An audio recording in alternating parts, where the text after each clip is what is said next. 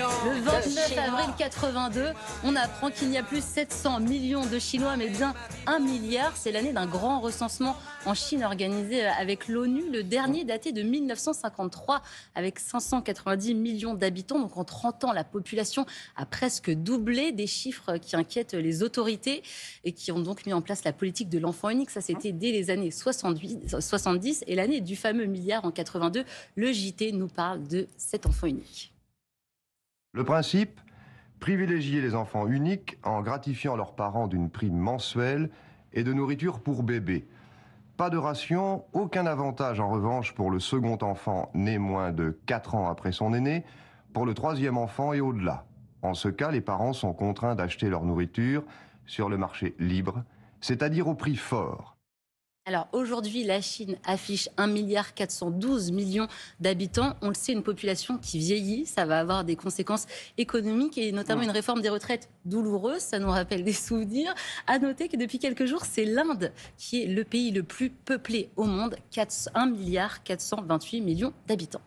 C'est aussi arrivé un 29 avril, mais en 1982. Et oui, c'est la naissance de la Journée internationale de la danse. C'est désormais tous les 29 avril. Journée voulue par le Comité international de la danse en lien avec l'UNESCO. Moi non plus, Damien, je ne le savais pas. Merci. Je vous rassure.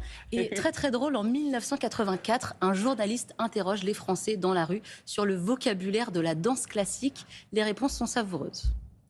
Est-ce que ça vous paraît difficile de faire des pointes ?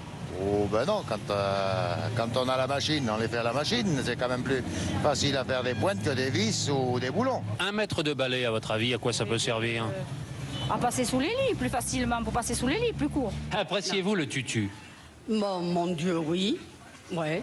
Parce que je pense que quand ils sont tout seuls, les journalistes, ils doivent se tutoyer. Ils se disent vous après comme ça, mais mon Dieu. Et vous-même le tutu ? Non, moi je trouve que c'est bien.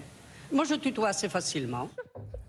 C'est magnifique. C'est magnifique. Ah ouais, ça, Le c'est une tutu pépite. ou le vouvou? C'est magnifique. C'est une pépite. C'est drôle, mais c'est on se moque merveilleux. pas. On se moque pas. Jamais. Ouais, Allez, on charmante. termine en 1961 avec une journée clé dans la vie d'un chanteur. Et oui, le 29 avril 1961, l'un des plus grands chanteurs d'opéra fait son entrée sur scène. C'est l'Italien Luciano Pavarotti qui joue Rodolfo dans la Bohème. Ça se passe au théâtre communal d'Émilie-Romagne en Italie.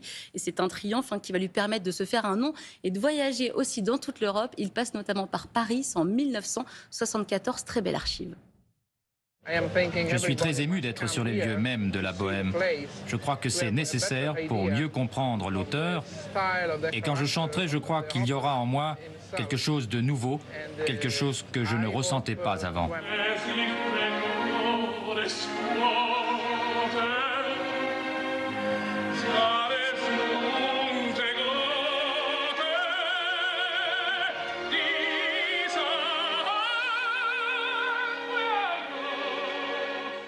Pavarotti qui nous a quittés en 2007, il adorait partager la scène avec des artistes, notamment pour des grands concerts qu'il organisait à but humanitaire. Ouais. On l'a vu sur scène avec Sting, Stevie Wonder, U2 et même les Spice Girls. Je vous conseille l'archive qui est sur Internet, qui est quand même très très bien faite. C'est vrai qu'il avait souhaité rompre les cloisons entre les différents styles de musique. Alors certains le lui reprochaient, mais c'est vrai que du coup le grand public a pu découvrir sa voix extraordinaire. Qui n'est pas fan sur ce plateau?